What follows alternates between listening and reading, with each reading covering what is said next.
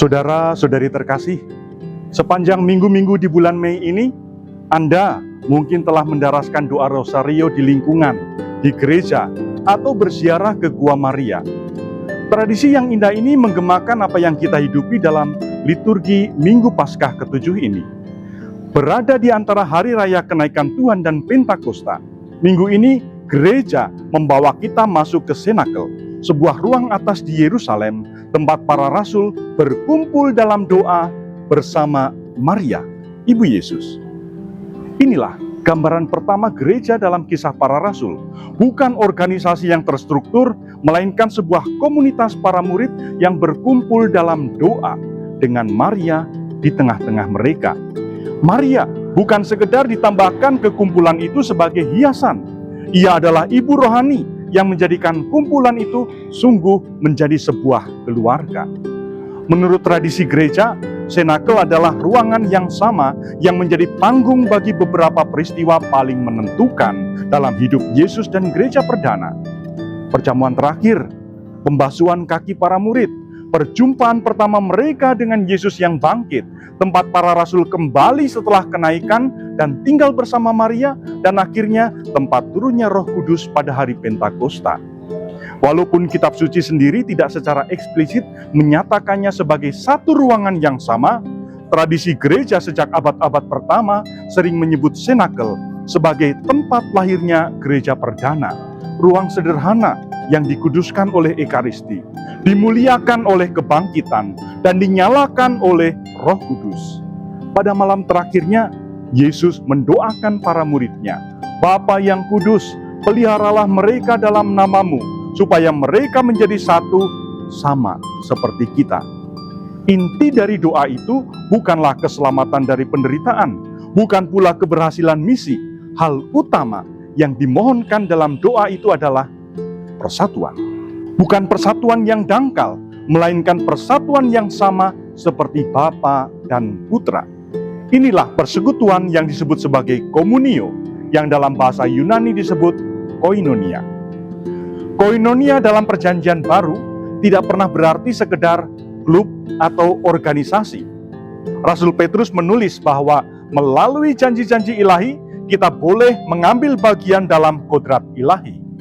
Inilah persekutuan yang dimaksud, bukan sekedar persaudaraan manusiawi, tetapi partisipasi nyata dalam kehidupan Allah sendiri. Tetapi bagaimana kita dapat memasuki persekutuan ini? Persekutuan itu diberikan kepada kita melalui sakramen-sakramen inisiasi.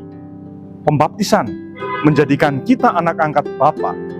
Penguatan memeteraikan kita dengan Roh Kudus yang adalah ikatan kasih dalam Tritunggal. Dan Ekaristi adalah puncaknya. Dengan menyambut komuni kudus, kita tidak hanya berelasi dengan Kristus dari luar, kita menerima tubuhnya dan menjadi tubuhnya. Maria adalah orang pertama yang menerima tubuh Kristus, bukan dalam bentuk roti yang dikuduskan di altar, tetapi dalam rupa manusia yang terbentuk di dalam rahimnya. Maria adalah tabernakel pertama dalam sejarah keselamatan. Setiap kali Anda menyambut komuni dan menjadi tempat tinggal Kristus, Anda mengulangi secara sakramental apa yang terjadi pertama kali di Nazaret pada hari Maria mengandung Yesus oleh kuasa Roh Kudus. Sekarang mari kita lihat bagaimana misteri ini menjadi nyata dalam ritus komuni, bagian misa yang mempersiapkan dan mengantar umat untuk menyambut tubuh dan darah Kristus. Ada 3 tanda di dalamnya yang secara khusus menyingkapkan persekutuan. Tanda pertama, doa Bapa kami. Menjelang komuni, seluruh umat berdiri dan bersama-sama berdoa, "Bapa kami yang ada di surga." Pernahkah Anda merenungkan betapa luar biasanya saat ini? Doa ini diberikan kepada Anda pada saat pembaptisan dan penguatan. Katekismus Gereja Katolik mengajarkan bahwa penyerahan doa Bapa kami yang merupakan salah satu ritus dalam tahap-tahap pembaptisan, menandakan kelahiran baru ke dalam kehidupan ilahi. Pernahkah Anda menyadari bahwa Anda tidak bisa berdoa Bapa kami sendirian? Kata kami dalam doa ini menyatakan bahwa Anda berdoa bersama orang di samping Anda. Anda berdoa bersama umat di paroki tetangga, di benua lain, di sel-sel penjara, di rumah-rumah sakit, dan Anda juga berdoa bersama Maria yang menjadi ibu rohani Anda di kaki salib ketika Yesus berkata kepada Yohanes, "Inilah ibumu." Sejak saat itu, setiap orang yang menjadi anak Bapa juga menjadi anak Maria. Tanda yang kedua, embolisme dan doksologi. Setelah Bapa kami, imam mengucapkan sebuah doa yang disebut embolisme, kata Yunani yang berarti sisipan. Embolisme menguraikan permohonan, bebaskanlah kami dari yang jahat, dan memohon damai untuk seluruh gereja. Lalu seluruh umat menutup dengan doksologi, sebab Engkaulah Raja yang mulia dan berkuasa untuk selama-lamanya. Doa Bapa kami, embolisme, dan doksologi adalah struktur lengkap yang mengarahkan Anda kepada komuni sebagai tindakan keluarga, bukan tindakan individu. Tanda yang ketiga, perarakan komuni dan saat hening sesudahnya. Pada saat komuni, umat berarak maju dan menyambutnya satu persatu. Inilah yang disebut perarakan komuni, bukan barisan individu yang masing-masing pergi mengambil rotinya sendiri, tetapi suatu perarakan jemaat, satu tubuh yang sedang berjalan menuju altarnya. Lalu setelah komuni selesai, umat berdoa sejenak dalam keheningan.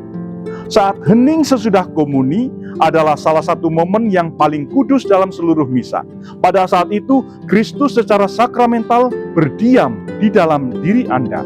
Anda menjadi tabernakel hidup, sebagaimana Maria pernah menjadi tabernakel hidup pertama bagi Kristus. Inilah salah satu alasan mengapa Bapak-bapak gereja sering menyebut Maria sebagai ikon Ekaristi. Cara Maria mengandung Kristus secara fisik di dalam rahimnya menjadi gambar terdalam dari apa yang terjadi di dalam diri Anda secara sakramental setiap kali Anda menyambut komuni. Persekutuan tidak dirayakan dengan keramaian, melainkan dengan keheningan yang sama, dengan keheningan Maria yang menyimpan segala perkara itu di dalam hatinya. Saudara-saudari, jika persekutuan adalah partisipasi dalam Allah Tritunggal yang dirayakan dalam ritus komuni, maka kita juga yang berada dalam persekutuan itu harus mengubah cara kita memandang gereja, sesama, bahkan diri sendiri. Minggu ini, saya mengundang Anda melakukan dua hal sederhana. Pertama, hayati saat hening sesudah komuni dengan kesadaran baru. Pada misa hari Minggu ini, ketika Anda kembali ke tempat duduk setelah menyambut komuni, jangan langsung mengambil ponsel atau memikirkan apa yang akan Anda lakukan setelah misa. Berlututlah atau duduklah dalam hening. Selama 1 menit penuh, sadarilah, Kristus ada di dalam diriku. Aku adalah tabernakel hidup seperti Maria pernah menjadi tabernakel pertama. Ucapkanlah dalam hati doa singkat, tinggallah bersamaku ya Tuhan. Saat hening itu adalah harta karun yang tak boleh terlewatkan. Kedua, karena Anda telah menerima roti yang sama dengan orang-orang yang sangat berbeda dari Anda, persekutuan harus mengubah cara Anda memandang mereka.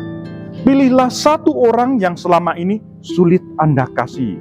Mungkin tetangga di lingkungan Anda, atau seseorang yang pernah mengecewakan Anda, dan lakukan satu tindakan nyata yang mengakui dia sebagai saudara.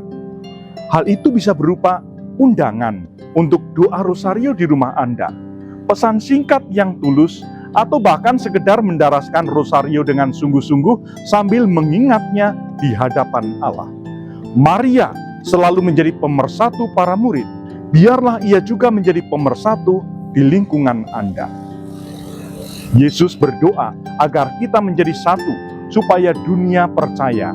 Maka persekutuan kita adalah kesaksian bagi dunia bahwa Allah adalah Bapa yang mempersatukan apa yang dipisahkan oleh dosa. Setiap kali umat Kristen merayakan Ekaristi dan setiap kali kita berdoa rosario bersama, kita melanjutkan apa yang dimulai di Senakel. Satu komunitas dengan Maria di tengah-tengah kita menantikan kehadiran Roh Kudus.